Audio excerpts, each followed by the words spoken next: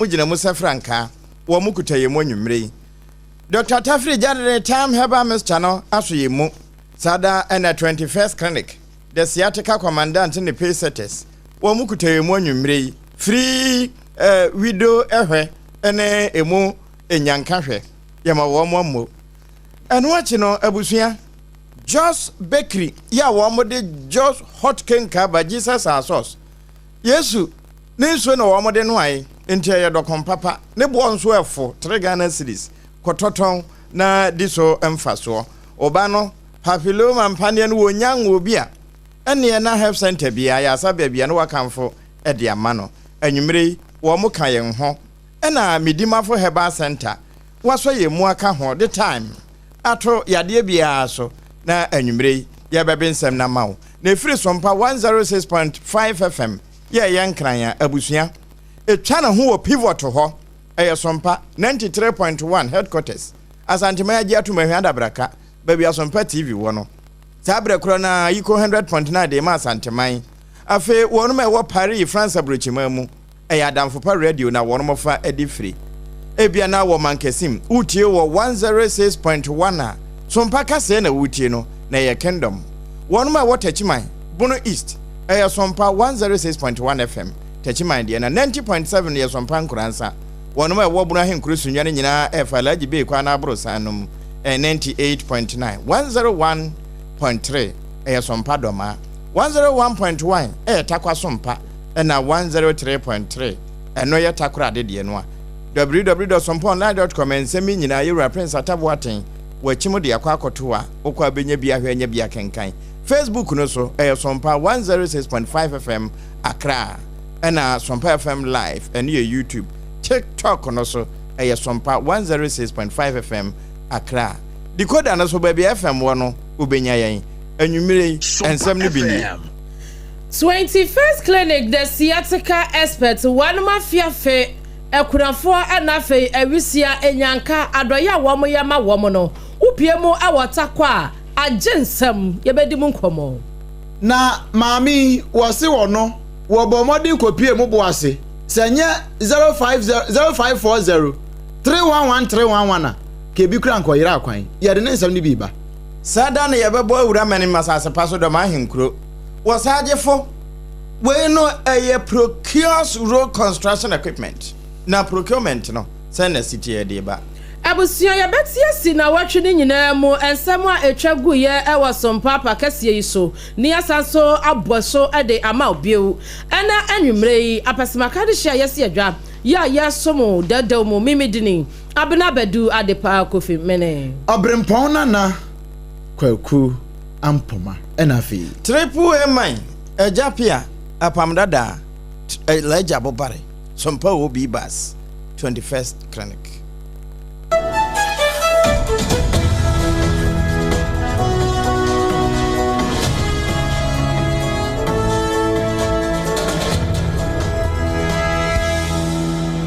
ya dase ye free samno asia nwumre ade asomo na hya no so say yadamu live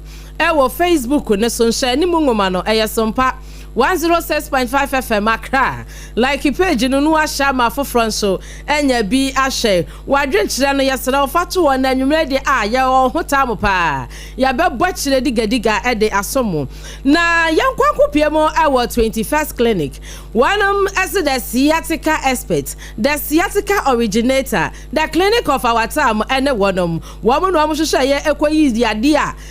sciatica yade obi say botanical name or scientific name say English name odwene ho kura wonte ase ntinitia bia sasa ato aso akweso namrom na ka ho de ajejeja beka so bi kura na abodua mpanimfo yi na won koyi sa yade din ba ya wan mutu ase Africa na emaso na upiemu awo mantam dunsia no awo man mu Ghana fa na nyina no clinic ya hyeta ba bia ya wo mbo adwumason enya sciatica nko no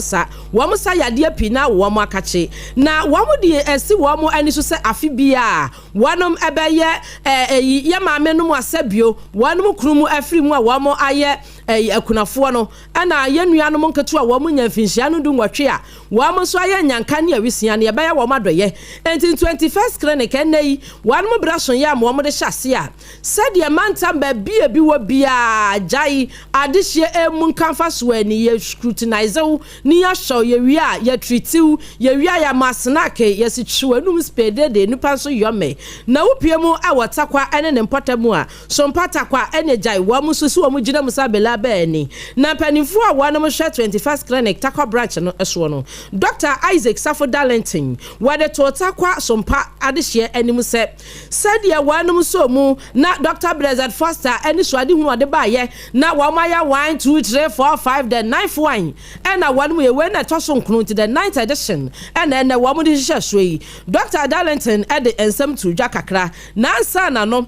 adehye akunafoɔ bi a wɔn kɔ pie mu ɛwɔ takwa no yɛbɛdi kan abɔ wɔn ne no ne yɛhwɛ na yɛnkɔ homa ne so mmara wɔ ho na ne yɛkɔ homa ne so deɛ yɛ ne akuya tumasi wɔwɔ takwa sompa yɛne no ɛbɛdi nkɔmmɔ wɔno ɛna ɔkɔ adwumadie no ase sɛdeɛ mmerewafoɔ yi na wɔn mu hyira Dr. Blessed Foster ɛna Dr. for no 21st clinic adwumayɛfoɔ no na ɛnyɛ asɛm ketewa akuya maadwo ayi yada ase papa so mu ayi ɛnɛ screening ni any medication any treatment any de aka ho lunch no ekosi sɛn yo me da hamin chi ai ke ko mutie mo sai friend if it akwadi ko baby esi any mama mo share line on Facebook so they are kind so aka ke kana chi so me ba so pa no di kan ya na be tusu mi na you can imagine you don't know happen so papa how you say you can pay back for no what you want and I'm the coin na the enemy train trauma mo buy there na nyabe I don't buy and no can imagine say dia na ke na me no ntani so no kwa na dia beba na so na no what you say omo wo investment here dia transfer dia so medical dia na ni na wo ka so system na so ebeg na me me kwani wo mo na wo mo ka massage enya massage wo mo so na wo mo SOMPA FM ani da feka kawa na it's one day na ni di sem de ma mo pa ko check owo onum kana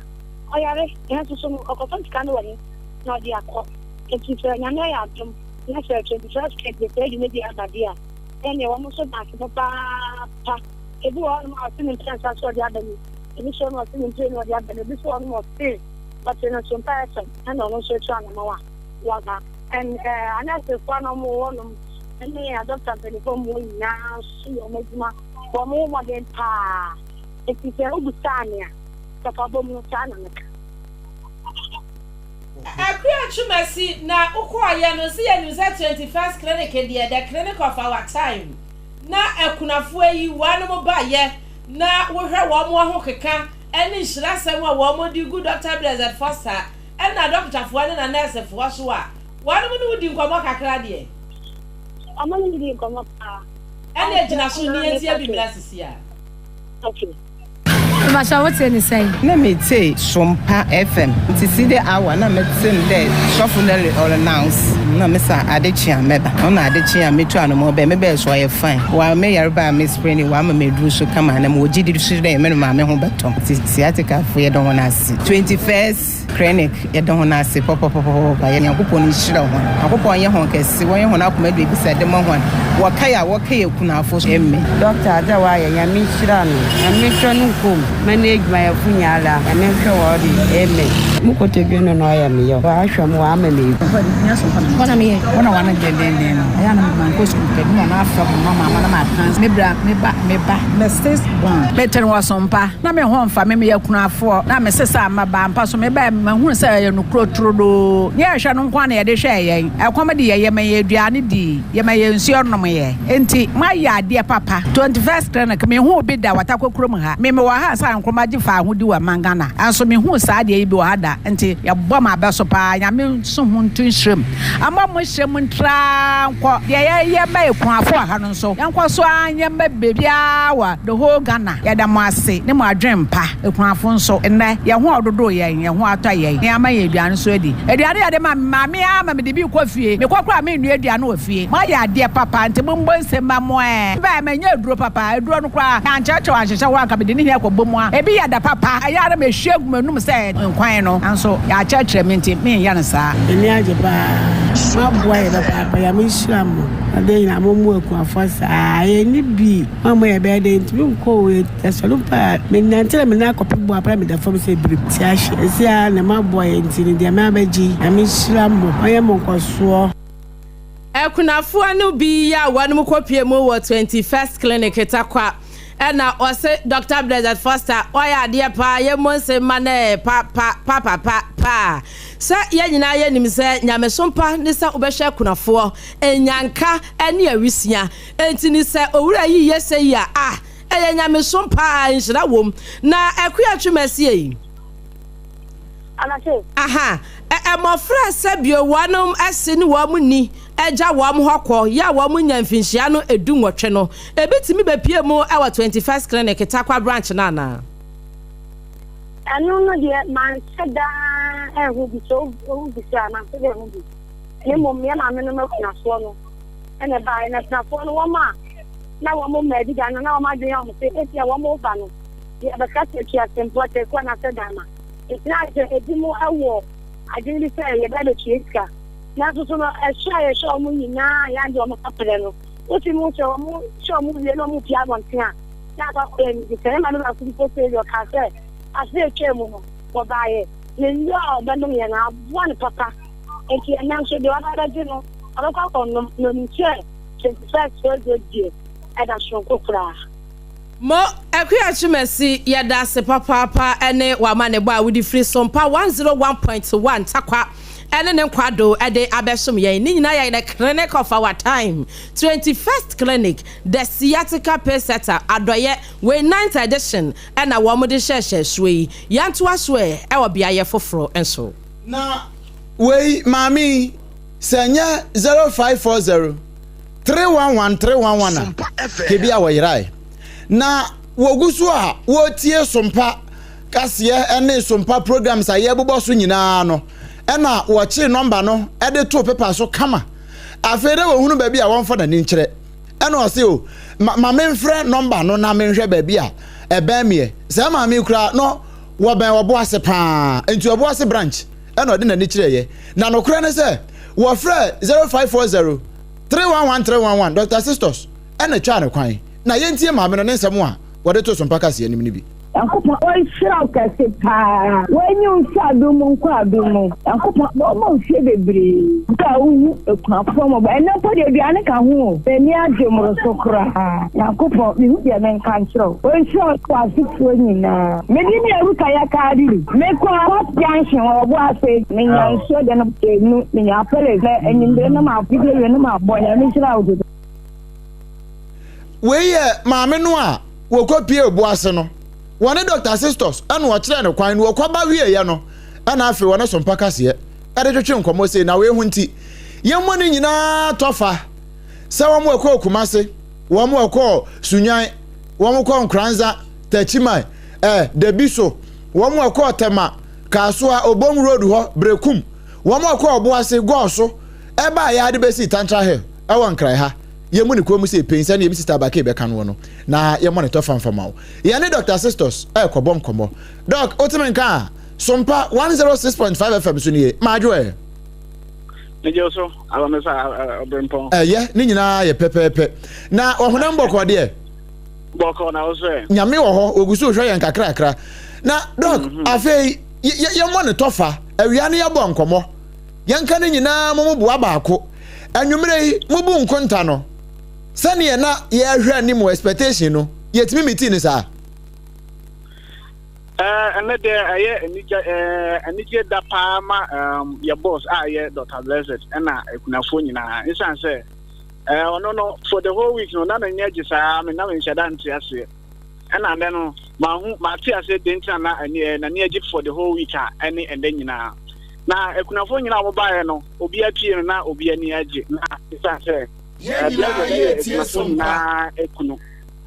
so we are Okunubia Honoman Calvation or near Silvia and watching another way I live more and Calvation no what you said the man and a Waboka you parents and say any a journey any transportation of the master city Emma more to quite by the other branches I could show Muniano. Now I dear why I did you pa now the woman is and then na expectation no branches is do hono na expect say benya nipa sa but and then on one shock here especially in Kranzan branch on why ya there pa on which say omo tie sompa ankasa because we are omo free hall ban nyina no ekwa ye omo tie sompa news ye dey ka kunafo program ho asem na omo tie na mo de ba enti na na Ejana kwa na edumbre kwa na ejana na ya say ya short na ya 5 na esim nya ejana ma obi atimi die because na number na expect no abre so the whole year ya share kunafo nyina ya branches nyina apeti organ nyina no ya hwe wie no ya nya nipa over 800 more than 800 close to 1000 and I yetimi nya ya kunafo amoba and the program aso enti so obi say no na enije pa ye maye na kunafo nso na ade ba ko so na energy na was high was ro adwuma ne mu ne se ya adwuma ra san frefre all stars obi a wai ja adwuma 2-3 years kra no wa san frefre mu nyina aba nti ya ye woni stars a ye wo ho no ma ye hu ye na ofo a che no ya hu mu nti ma energy foforo bi ebusi energy ne ye moral ma yitime den ye adwuma ne yi e ma kunafo na kunafo ne bi nso a mo ye all patients a mo ye cars a mo ba ho e ba beje yare hwe no start bi ho no ma omo ho mu biem ntan say bi mu aja ejuma for 1 or 2 reasons na nti omo ho mu biem ntan na mo baaye no omo sabe ho mu nyina ma ase na eni je na ye ebroso na ne ye ne say bi mu so address edro no omo amaye omo ba ho dada na omo to edro mu yi mu sika eto edro ennom no ene edro omo ba beje omo ba beje ye no na omo nim say omo ba na aye be edro foforo ana say edro a eni konkon no be kitwa bi the mobile no de na ya to ma mo no a pepepe na ye de ma mo nti na enije no so ya de na ebro so e ma mo na de ye no say anopa be 7 na ye sha say branches na ye ko no kra na as at 5 na branches bi mo wo ko na nipa be 20 nipa be 25 17 na omote ho twen say ye be sha say nti bo 7 pepepe na ye sha say a ye hwe amonti ye hwe omo no e ko anim no ebe wie no na yetimi nya saa over 800 people a omo ba be ye screening no e wo 21st clinic na obi atimi edro ekoye obi massage free abra ye je ne 1 city massage machines nyina obi atimi ba da ye abra wo tue sky ye nyina no ende omo timi nye eye saa machines nyina free labs na omo timi eye no labs na omo choma obi se ekoye ohanom no ye nyina no yetimi eye maamo na afedie so aduane any isuo yetimi emamu at the end of it owie bibia wie na oje o card oje o paper na okọ doctor ho na okọ ye lab na okọ ye massage na waji odro wie no afede na yema odro any isuo na wakọ ye den wakonom enti ena de ye boy yi omo so responding ye pa ema e wo branches nyina mu obi a ye adwuma na omo all stars a omo tumi devote omo time etimi eba be boa ema adwuma yetimi kọ ewie no ye beda won so be dure say omotimi enya time omotimi nyamre eba be boa ema etimi eye adwuma no na ma me ba ko ani je no bro so wa dai se sa so adwuma mu adwuma no ko duru fe na so na no so on triase o sa frɛ eda si bebre na o kan shira sam ema ye boss ana ye 21st grade CEO no ene adwuma ye fo ni na say nyame nhira because ade no ye ma mo ende no eso ani na aye ni je pa ma because ya intense because hwe car ewo mu ene enema ye ma mo a ya de na omo tususu se be ya obeba clinic eba beje yare hwe bet ne ye ne se ya na skasem no de ne otususu na de be bom na asai nti otese ye advert kra wo radio so na se oti se obi ka 21st no ho asema na ne ho teaching because scan ka obetimi anya na wa ba be treat ne ya le na ye sciatica no ya na de ne ma nti se watimi anya ne free and here na ni dia e wo ho pa eyi ama mo obrepo an obi sa I think say ni to fa pa no okay Doc ansana meja okoto dwuma mu akono ba ku bi ampese mebusa e wo hoye na ene no utie sene ye na nkomobo na ekono a na nya akunafo nko a na emom awisia ene nyanka no a sebe mpredias a wonum ni ene wamo ese no maja wo hokoro na wamo nya mfinhia du nwotwe no na wamo nso wo ho kwan so omutimi ba bie wamo nso wamo namba no ebi baaye ana wamo de agya na wamo kopa bibi foforo aye ntino bi ebi ama omo buy bet omo number no endorse to say mrafo na omo ye ekunafo no omo de omo number na endorse sa obakọ branches no wonya be nipa 7-8 bi edun so ho 4 edun so ho no ma obenya be 2-3 bi ewom but na ekunafo a omo age omo fi every 35 ekosi 7-8 no na endorse na ohwe a omo nso na ya na kotudwe nisisi eta ha omo ne sa static exemption eta ha omo ntin kola ne de ya na omo hyeda any problems the breed say empenyifo no nsama penyifo no ya ye bia be bia no omo na ya mo do chen enyanka na ewusia no Doc we dey adesrade na obi de baaye nti ye dey fa so na ja ukohu Dr. Blessed Foster na odi ato nanim mema akunafo no ena wia yi won so de adesrade fa SOMPA kase so e de ma 21st clinic ni wura ene emu adwumayefo enyina se ya mo mfa won ka ho bi na won so won yirenum gya won ho no won ayemre pa won so agogo enti ya afie se ne no mo mfa mema akunafo no so bi nka ho why so the way medical kan no ono ye akunafo no nyina akunu akunafo no nyina akunu no enti ono wawale omo amofiri mu nyina yire mu a waye den odi omo adwuma nka wo se odwuma omo ye ma omo yire no no eno na waji a oye ena nkwala nso omo papa mo ewuja omo no ono nso waji saa nkwala no nso ye den hwe omo se watete ntia ya na omo aduane at the end say kona kodi na onu medru na di aduane no na otumi den etimi da enti papa fo ne de ye behwe se ekọ anim no se emre ba se oye yemfa omo nso eka ho a ye bede yensa pepepe ama wo Doc my na ase anwumre isu achepre ni abonkomo medase obi se utwi na ba kama pa nso aya de ebusia Dr. Sisters ene ene ne bonkomo no na utie se ne baabi aduane asoto baabi so wo ho a ebi busu ama binya ya nkofa 9 ni num ni nsia kodi kofie nanso mu jaawom emo fa dodo bi won betumi e de kofie we ye ne ya 21st clinic Dr. Blessed Foster Dawroma ne ye wotumi ye no ebi no ene na ukọ ehirade so a no wo ehira dokota wo mpaye bi bo a no wabo bi de ama no se na kwaba mu beteretere na ebekwa kodura asase ano no ho a na mekọ doma babi SOMPA 101.3 wo no eho na maduru wo sagefo wo si ade ya agimambadu ya otoso mienu wono na akọbono Council of Chief no a won na ye wo mutitene ne se president na wakasa de akere ne manfo se akwanbone a eku wo mu no watimi ewurawura mu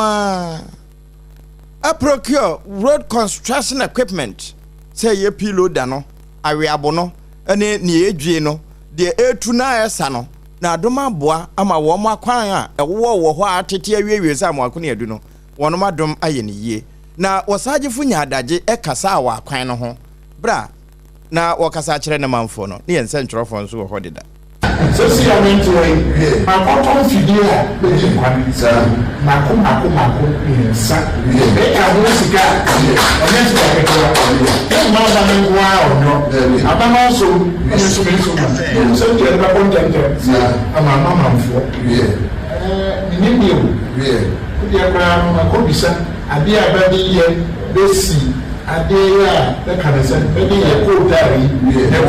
say ade amfidi abetim de kwa na makobisa sika na me nya bisa de bisika na nya bo mutu o ba chare de na so nya da obere obata osmani kana bo che ntiwa yeso kana me che bo eno do mama hene ne kasa ye na wie no wo se we nyina echi no wobabo chi ne ya ban na baso pa se akwan no a aban be yie ni nyina wasan so de foforo abeka ho efre ne se big push na no wo besre minister for titru abonofo empanimfo ayemra hye badwafo no obia no mo se samfa so pei enkwati no ko sampa mo do nchen bi kum so ko sepa na every sampa ko so ko mo so nche pa wenda na se na nyere the man ko yese the trouble na se ho dia mo me apasa ni say akukuchuku bi ba ba se ba yo the be bi bi kan so no so na sa ni ba ba sa and trouble so ba na mo sha se na be si ya big push ya na ma ye ni aji anje push na ewie no saje fo se amanyofo edu se ye beto aba na ebo sha tele kese wono be se na nso be wie no wo mo ntimi nni so enti won de afutuo no tworo no kura aka se na ne nyi ebi no wo mo ebo hye ho and can give the politicians nunca akofo ba yes kreni MP no baba niema a onye no baba no be ka se be so the new year and you are not going to be na politician or tie be e mama for e brother be toba and abia abato na sem kabia MGB akunya akoda na be pre na be pese banye so de otu musa America na na wo ho asam no osaje fo ose ade agema mbadu otoso mienu do mama hene ene kasa yi Ebusia afei yedi wuremu from Monday ebabesi enrada na ya Friday to Jordan kosi fiada ensemu a edi adencheche ewo mayim yedi munsam esomo na adwada no ensemu bia ebeda paso maso mpakura yeda ne akire edesomwo upiemu ewo enwomesu a wanum atena ye kase no mechire Ghana Education Service GES wanum epani a wono echechero edema press no na chese press secretary eye Ora Hasmin Mohammed eno akwachiro to ne hwe anim ma mechire Facebook no eso eno ochire mu se enenam abefo tentan fidie no so say why Ghana Education Service wa mo ba be recruitment eno asi ye Ghana for emamu obi emetum futuro ngumani wase wa mo hyase akura na anwene ho eso mo be recruitment kura wo so uhwe mu kura mpo a teachers be 6200 ya wanom clearance wanom sa expire kura no wo mo enya hu wo mo pumese bre papa no ma be fa foforo na mom obi anta mu chuku mu obi anko deceive obi a wo social media no so emo obi nkwaji usika bi ani na mom bibia koyie no mo be recruitment ya wo man kasa official website so afa SOMPA FM SOMPA TV wamba na so mo bi ate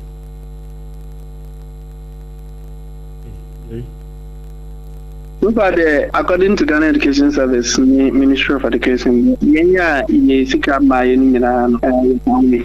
University, Colleges of Education for University for Sika Mayan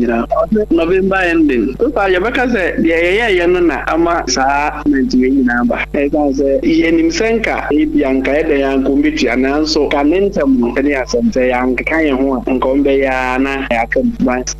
Yakaka, Muna, Yamiadum, Abanin Sweaty. Yesu frena almost November between and year minimum as almost in the so they make according to Omono Yenina ye account name say almost as yet Tiana say Omo Jayina Etino ora ya wakasa ye eye ora Eric Dafo wono na wono so be ya no e wa bra Ora Hasmin Mohammed press secretary de maji yes adwumako no na no dwado de sansam ne betu dwa no na ja 6200 teachers no emu baako ani ora Eric Dafo no wono so be cheche nsemu na ye ginamu awa ngomasu ankomo no mu atiefo abeka ya na watwe a na etwa mu se ne no na ebeda adwa se osoafo hwe ngomasu ansam so de betu dwa se de se wo ka mese ya mese no an de be kire wade e wo suku mu na ne juoda so no na bedi akire onimnyamfo Clement Abbas Apak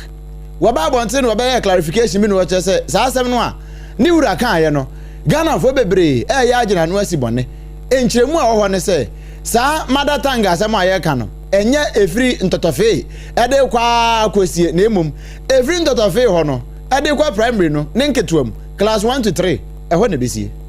The Honorable Minister for Education, Harun Edris, has asked me to clarify that the policy directive he announced on Friday regarding the compulsory use of mother tongue as a medium of instruction in our public basic schools is confined, emphasis confined to KG up to primary 3. In other words, KG and lower primary. Having clarified what seems to have given a few persons sleepless night, I bring you greetings. Abusia ene a yekoti eye oswafo abedi akire ya ohwe enwomasua asem so nuyanfo Clement Abbas Apak ene ye free ye wura Abbas Apak so a yenko wale mra sebedwani owura Abdul Kabiru Chia na boboa no no nso ne de a wode babeto mu eye ye wura Dr. Amanebo Ama fira wo firi mu so afo a wo hwe wo man yi bambo ho nsam so na besi sabre abanya ma obi edin se wono ena eba aba abehye nanan na emom de wo hwe akire na no ena anam so amadonkum e wo mrasa badwafi asase wo mo tutu asemi mutuo ena ewura Abdul Kabiru Chia bechese se cha na ejo eba san so a etwetwe aso. Because it doesn't look well when your government is ongoing and about 3 months, 4 months, it's happening almost 3 months down the line, you are still struggling to get a minister to replace it. And that is the whole issue about revenue. And I remember when the president was making his appointment, I made a comment which was misconstrued. I said that if the president is serious about this country, the first appointment he will make is the Minister for National Security. People will say, oh, what do does he doesn't need national security? They say national security coordinator, what have you. I was very firm and emphatic on my position that the first and foremost appointment you need to make as a president is your minister responsible for national security. I mean, I was vindicated later on when the president realized that because the National Security Act requires that. Eno wale mra sebedwani Abdul Kabiru Chia ne kasayi we jwada Monday. Abusia ye free Monday na ya remo Tuesday brother ensemu a eno so beto dwa no ana no brother na mpanimfo launche ye na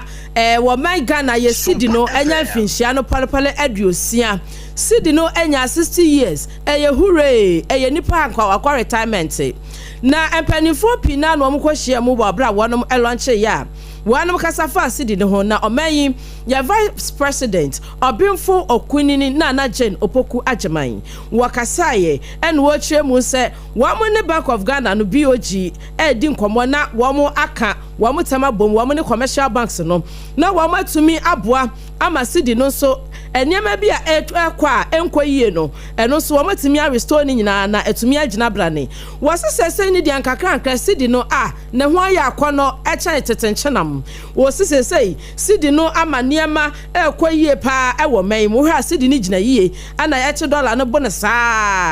na opani ka say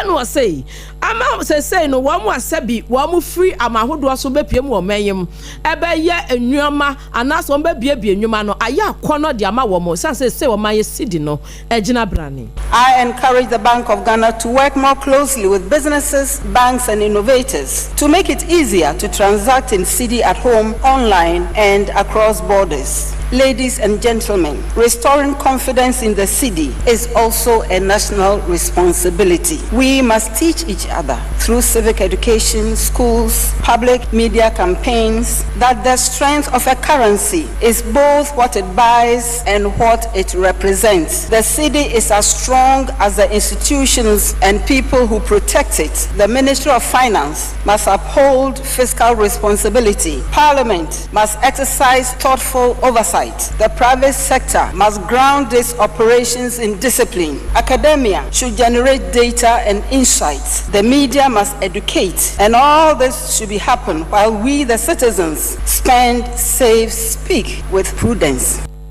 Ghana nyafa hundie yeji yensa efri obroni fita ensamo ewa bra na yedi shilling edi pounds ne pence no na yankase yatwa yesika mfinhie aduosia na de sidi wanum lanche na no brother no vice president na Jane Opoku Ajeman ne kasasi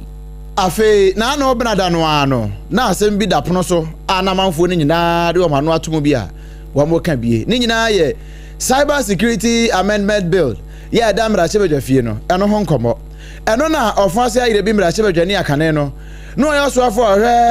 adan ene enwuma nsam so e wo man Ghana mu onimnyamfo akodwa ponkroma wode atudwa eno wa chese sa bi le ya da mrachebedwa fie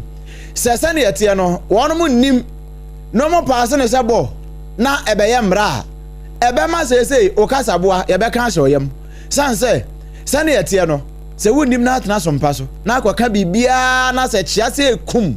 ubekwa afiase and then point down we na ayemram and a buying no person or deba 2 different pieces of legislation. Akoya misinformation, disinformation, hate speech and publication of other information bill. And akoya cyber security authority amendment bill. Now kind emram ni na bumwa ne happy minister buying no person o create divisions bi wo cyber security authority a side divisions no say ebekwetia cyber crime, cyberbullying, then you can only there any misinformation, any disinformation. Now, baby, a worrying me can't want central for one say. Essentially, they are buying no amount to criminalizing speech. Say ubi can be na say abino is so say they are wakano abino bunye swa the pakrono ubi to me up to 10 years. And it is only abino nyadwene say na no Sam George and Munyamfo awo ningo pram ne DSTV nkomwe na akwaka bi na na nya adwen Hong Kong tim koda fiase be 10 years we ayo fan say de bi mra se odwane wo wie kura no ene wo se ya na amanfo se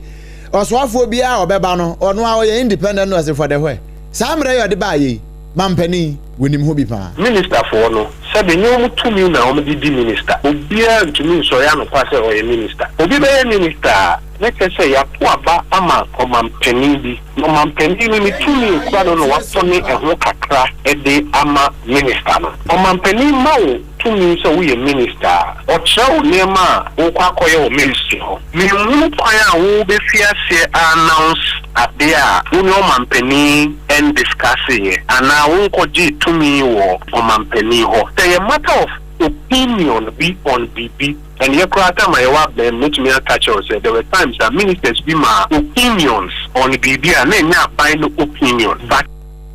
Kane Works and Housing Minister ya wanu kro ya isan ye mraselo jani ogina hode ma adehia ya ewo ofanse ayire bi ononyamfo kojo ponkroma ne eti ye ene ye da so awodonkuma no wo maboboa no so amemra se badwani ewura jonda akon esquire wono nso akasa bi kire sese de aban lawyer pani ya wo hwa atentene ne so yera Dr. Dominic Akrotenga anyine wotimi begina badwam kasa won sentrofo anim ade kire esumesi ayese benti ayese ebu ahonkonta breko a court of competent jurisdiction enye ni safo na samokra mo hu se wodifo anase wo mudi bem no eye wo manyi ye mra ne nchiama edidwuma no eno na ase sade esi bo adehye no ho ban no efa ho de ntiatia so. The AG says he is into this media circuit because he doesn't want to refer to as an incompetent attorney general because he wasn't an incompetent lawyer. Please, Mr. Attorney General, competent AGs don't prosecute their case in the court of public opinion. Competent AGs prosecute their case in the court where evidence are subject to strict proof. In criminal trials, he has a responsibility to prove his case beyond reasonable doubt. This is where you go. Put the evidence before the court. Let the lawyers from the other parties scrutinize the evidence. If you stand the test of time and the court pronounce them guilty, so be it. Why do we bring the evidence to the media for just this media circus to destroy the image of people even before they get a chance to open their defenses? As a people, we must rise up against this challenge. And no air so amemra sebedwani we Tuesday Banada NC. Abusuya yadimu remo awo ukwada na ensemu eno so ebeda paso asompa 106.5 FM yadebi esomwo na sai ene ehu ya ne se MPP amanyoko no eshi radozo wanum pani ba kwa no ye national chairman ye ja ne breso ya wokoye wase esanso done kwon eso asanso by national chairman bio awa amanyoko nim na ne odikre ne standi jai amafo atwetwe wan mo hwene saa ofa babia no akohia me kire eye opani Paula Foku na ne spokesperson akasa na yaw osei ena na nu kwada no odi tu jase ne bosso eye na adwen so obesanso waba na waba be pre national chairmanship no ewo MPP amanyoko nim no Moses wase sha 2016 ebra MPP amanyoko wan mu din kunipa over family man na do dan kwakufu ado his excellency we wini ye ma wa bobo nan de wo ye wino wo ye wina Muni Paula Foko Brawa Braye, Nana ya unsimni. We believe that the party needs to be in a better shape. All hands must be on deck. The party is right. If the party is united, then whoever the party elects as a flag bearer can have a better chance at election 2028. If the party is weak, and excuse my language, will bring God, the party cannot win. For him to set the party right is his focus and nothing else. Whoever the party chooses as a flag bearer is none of his business. Set the party right, will bring the flag bearer, then the party faces the election 2028 with confidence. Openia wakasa ye nana ya osei wonu ni peninia wakasa edema enkane national chairman edema MPP amanyuko no se done kwon se obesan so ababiem owura Paul Afoko na nu kwada no ena nsemi epieja ukwada no a ena so mpansa ntrefo bowura mu ewo edina ewo mfifi mantamu elmina asem ne yeka na saa no jaye na obi ehwe eno na ye ne wono mu ewo ho no ebi ekwobo nkomo eno mo chese ensuo ho nsem ma wani na ho na maduru so ase ensuo ho nsem akwa atwe pa na wade to aban anim se aban hwe na sese de wona ebre pa babete wode ko nsu a bale menena mi hwehwe mpo mama meta ko kakra ansa na bedu aha mo no opia watan sese ye gorondo na ma abo maso won so mede ho tem ko te pia watam da ho yo ma won bi ban na ebre papa embre wa sedema wonya wofa wo hwan na wonya nkofo wo hwan nti da ba briwe o so na pa onya dan on show bucket no ko twensa so this government is doing well for us or what ye petewo onye na adwuma ye na so bobu twu galamse ni ma let the water flow. That is what we need. 3 days obi ntu ngwale ebi kwato nsu 2 cities pure water 4 no dey gwal for what ana pem jare me jare ahumachi me exercise nti me jare me exercise ya na me jare ti am ampa no pem jare ame ye ho tete handodo ya pecho me yenye nsu ye ngwal ne yenye bi ya hwe ya nyama hina ya fi o hyehyehye basket mi say dem why central region yellow bread do why will you suffering from water to drink water to bath we don't like distance so please the man should make everything possible to the water to fall to fall wo mo ho kire won pa nti papa no wonye ni obebi papa no wo mo kan nyina no eye Ghana mampani we ya de hye bia well mina ena ne so mpaka se ebo nkomo na ukuada kro na Roman Rege abrosa tintin tia wono musie efiri suru begu fom se fom ya na no oponchecheku ebo pini ho na no DO2 desmaka ya wono odunje adwumako no okasa ma won kramantam ha a kire se no kwasem ni wo mo ye wo mo hwehwemu ehunu ba bi efi emra no wo mbema ya adwuma.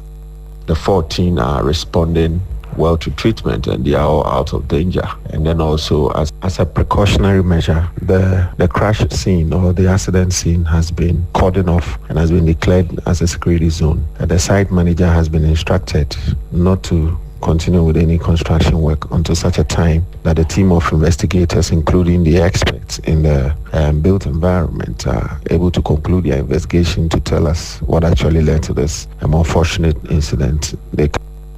Eno DO2 desmaka wonna kasa modunje adwumaku no wonkramantam ha ukuada abusia yenyina ukuada so na yamfa sedama yaboafo a wona maso yasene ema yebe ensemi ede ama wo na ansa ne yebekwa yaboafo ho no yewura mu ewo yawada emu ensemu en ana no yawada no beso odwase woso ani a wono hye men yapomudimu ensem so wono akasa wasanso yamrahye bedwani edema de hye a wono wasa hidwabo so onanyafo kwabena mitakando oba mantene ebechechemu sade wonom ebo wom humadi bia na hye ye no sebio wonom betumi aye niema yie ema bibia etumi akwaso ebere a wokwapie mu ewo public account committee nanim na wo cheche ensem no sompa kase ye twebi gumaso. What is left, and I must be very, very honest with the committee, is the issue of co-payment, where in some cases when you go to some facilities, though you have the national health insurance card, some of the facilities will be asking you to pay more. We have not completely dealt with that, but plans are far in advance. We have stakeholders engagement. It has come up strongly, and so I will allow the CEO to throw light on the strategies we are adopting, what we are doing at the moment, deal with the issue of co-payment. CEO.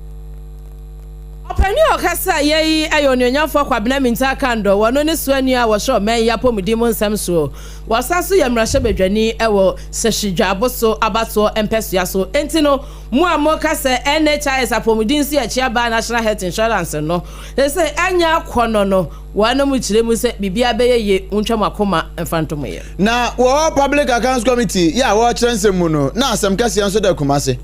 bra China City Mall yeah was antase me yampo no woni bieye na gya dem se bru ya ehye na yensa ntwefo bo fa ho ene dum gya adwuma kuo na wasante mantem ne bonko mo kire mu sei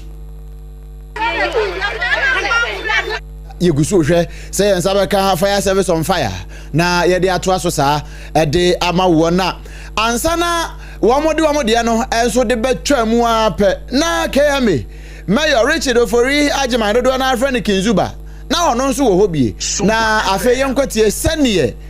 edum jadwuma kuo no wa mene sompa ebo nkomo no all highly combustible materials, so the fire was able to spread very, very fast. I learned they went on break, and when they were on break that this fire occurred. As to how it occurred, we are here to find out. We have not seen or heard of any casualty. Yes. I believe looking at the nature of the fire, they were able to run out because they couldn't have hydrant around the whole area. Otherwise, if we should have a constant and continuous flow of water, at least we'll be able to do something. As you can see, if you go around the building, it is not even safe for a fireman to enter. It is not even safe for a fireman to enter. Chesenye safe kra na Kinzuba nso ekopie ho no wona sompaka se kan say.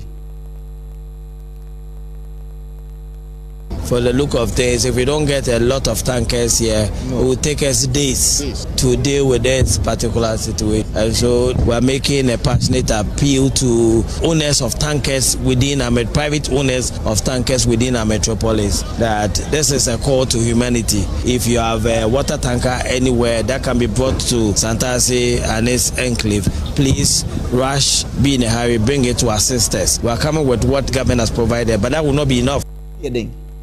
We Yera Richard Ofori Ajima dodo na friend Kinzuba KMA Mayor no eno ho asam no na eba na sa no pani Kwame Nkrumah so apomu ene odi ne dwuma se lecturer political science no kire Dr. Kwame Asasante ene obeche se kamam kan bia bibiman yese ye de ye adwuma no wo hwe na anu abato e course wo Cameroon Pobia wo mo sa yi no Alassane Ouattara ye yi no wo Cote d'Ivoire anom ne ade a amanyose mu no enunu ne yenunu ye ho ne yesere. It's nothing but a sorry story because we've seen Paul Biya. He has ruled for many years and this is his 8th time, and one would have thought that after 2 terms you just buy out, but these people tinker with the constitution. They come in 3rd term, 4th and 8th term and the rest of them. What you are telling the people is that look, you are the only one with the magic one with knowledge to turn things around for the people, but democracy doesn't work that way. Eno Dr. Asantia Legon Siapon political science no wachere na wakasa ye we ya wadanoa na 21st clinic ansana ya wadano ye wie no worom ka che se fiada kaneshi womne na ekro free health screening wombeyo na fe memene da wode akunafo enyisia ne nyanka nso de ato aso womde osera yoyo womoye ne sada pepepe enti yade bi esese ho no fakodan womo na womonhwe anwumre woke ho ne ye bensen na mawo enu achi ukọ ne ye mawo nuru a womo nuru na anu ehye ya didi ubedidi nso adidi emu edu na atimi ayo ho adwuma ye the just bakery for womo dokono no na Jesus sauce no nyame yesu nsuo ene womo de no aye dokono ne ye papa kire Ghana cedis pe kotobiton na di so mfaso we ya mekan wonma e wodo me Commercial Bank na chi nyina di ho adanse oba na wadi free emfinhia no nkono kosi du na baba wa no papilloma mpane no wonyan obi a koso ana kanfoma no eno no ebobo ho ban afri awode mo kokora ma no nti ka ho na koso no ewia ma wonchi wonse Leicester Company ya toothbrush and toothpaste nti anwumre wokutaye mu na yakase ebo no time da ho time herbal mixture we no malaria fever adane obese zuba no wo be ndiziba obedwane akọ enenti time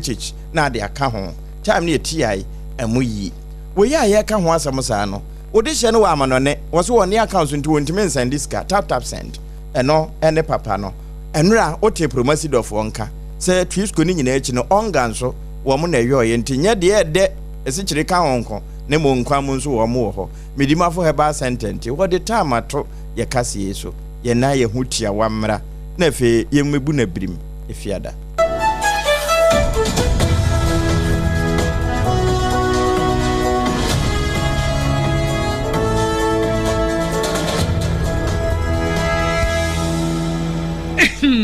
Medo edrano pa wutimi to boase echichiwusi o ado na so ni se me de yas toothpaste and the brush and the twitwi mesima minya homka senti na ye bokoi na me all time favorite yas herbal toothpaste and the brush aboa me amasesei menum nso a enwunu anasa de ehia me semfimfem me biem na won hwasa mesi aye fita sesrecha homa na et brightens yas whitening toothpaste and then the brush and then me do shimisi enti na wo see fe na yas total care gel toothpaste and then the brush ni de ebo wo se ho ban demu ni nyina ema wonum ye sham oh yes enu krotrodo yas herba yas whitening and yas total care gel toothpaste and then the brush abusuan chamfa se wo pedudu tu e won kran ha for Leicester Ghana Limited and was 050 161 9588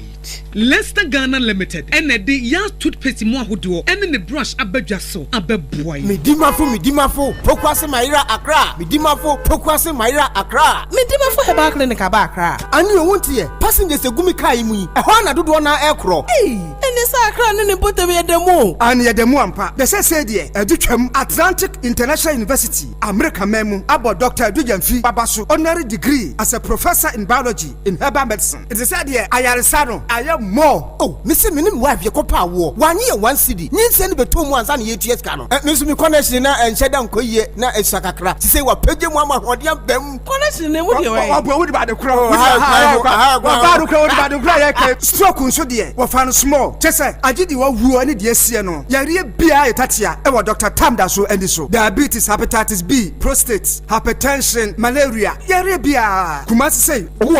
opposite government school. And then Krahanso, PM ewo pokuase mayira kwano so. For doctor 0244 774 282 and 0500 727215. Midimafo Herbal Clinic. Wudimafo ne hwa.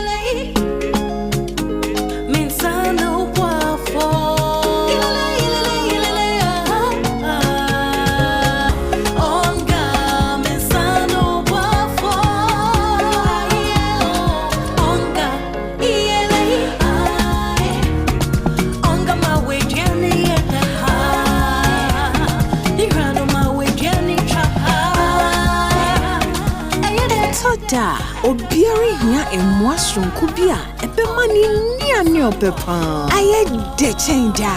onga mama sano boafo FDA agi edwadie yin krato yaso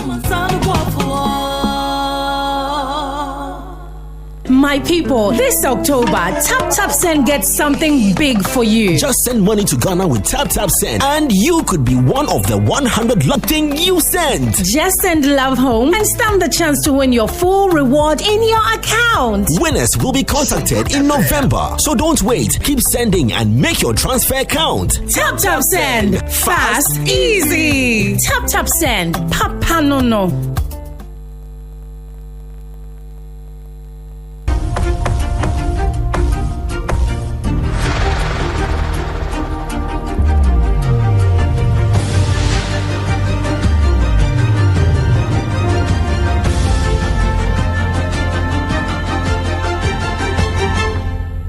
TV Emma Aketiapa.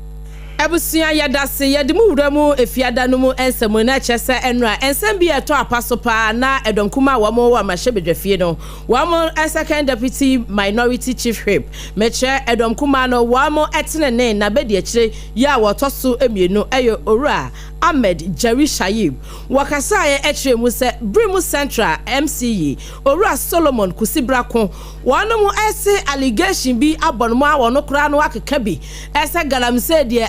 ɛdana bɛ mo gigi sika bi ni ade no wɔsrɛ mpanimfoɔ ɛsɛ wɔn mo ɛnsanhye ɛyɛ MCE ya wɔwɔ Brim Central abatoɔ mpɛsoa so onyanyafoɔ Solomon Kusibrako ya upie mu wɔ mmarahyɛ badwafi a onyanyafoɔ Jerry Ahmed Shaib ɛde mu nsɛm atudwa ɛnora ne yɛ wɔka n'asi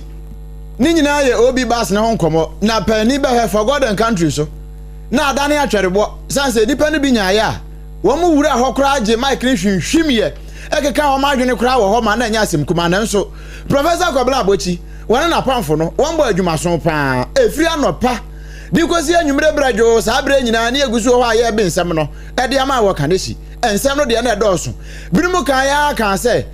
dwom hɔ nankasa no bola pa a wamote ho a wamoto ade no na enye bola ketua se wo ba Facebook na so sesi ya ye de nyina gu ho kama ya obenya bia hwe ya no akwa SOMPA 106.5 FM o Facebook no so no akwa bi eno da no bra na ye wo ka na echi ensam a ye de ba ye ne bi ene se wo so na manyoko trafo abade akire e wo sunafo anafo owura Erika Jiman wono akure ya na kane Kennedy Japan campaign team na woka ho wosese wasana firi yewura Kennedy Japan achi wokoba omia ho wokwa akoka no ho sade be na wo mbetimi agbo ade na mia no na adoma ma enkunumudie etimi aye ne dia wei eye fiada no so de ba aye ne bia abusua kasia no asi safei ana waso afidia ena no ena nwumrei ensem a yedidi wontura no ebi enese upiemo awatakwa ensayemu a 21st clinic the sciatica expert enya sciatica yade nkwa no mo hwe ne mo no pa no makwadade wom 9th edition matam ni nyina ba bia 21st wo bia ekunafo a wo mo ye ma ena fa wisia eni nyanka ye wo free screening ye wie ye massage wo mo ye treat wo mo ma wo mo medication dia ka ho ye wie ye yasanso amma wo mo aduane dokodoko nsuo anom dia ka ho the clinic of our time no atakwafo wo mo so mu a kuya twimasi edi mu nsem esom yen na Dr. Sisters ebe ka bi to so echese nipa be se aha wotwe ene akire ekọ be se mpemdu ena ba ya won benya esomfa so bebre apem asem na meken won benya asomfa so bebre na ne nyina mu no enhira kase no koma Dr. Blessed Foster ene ye call do man hen cross agefo ekire se wakoto mfidie edi yi akwan na mu wo bo aban na ba so ene big push eno ena medimafo heba center de time to yen so onga nso ma yen kwan mu ye de na eno achi tap send nso eno nti won ma wa ma no ne ntimi mane ene wo mo mane yen ama ya to time heba mr anonom na malaria nka yen eba sa ye no mutimi toso ye twi esen wi a de aka ne se ye bedidie na ye didi good jos dokuna a wayo no 3 cedis pe na ye di edie so mfa so eba ne sa wie na akoda na ye totwe ne wo nyini ntentem papilloma panie no mane ngobi eno ne fa SOMPA nkora bata ne nyina da Kumase Takorade Takwa Nkransa Tachiman efa Adamfo pa Radio France Abrochimamu na fa Kingdom 106.1 ye wo mankese ye na ye de bre wo no triple way man Alaji abobare sciatica ejapi apam dada anwumere mene abena badu adepa kofi enafi abrempon nana kwaku ampoma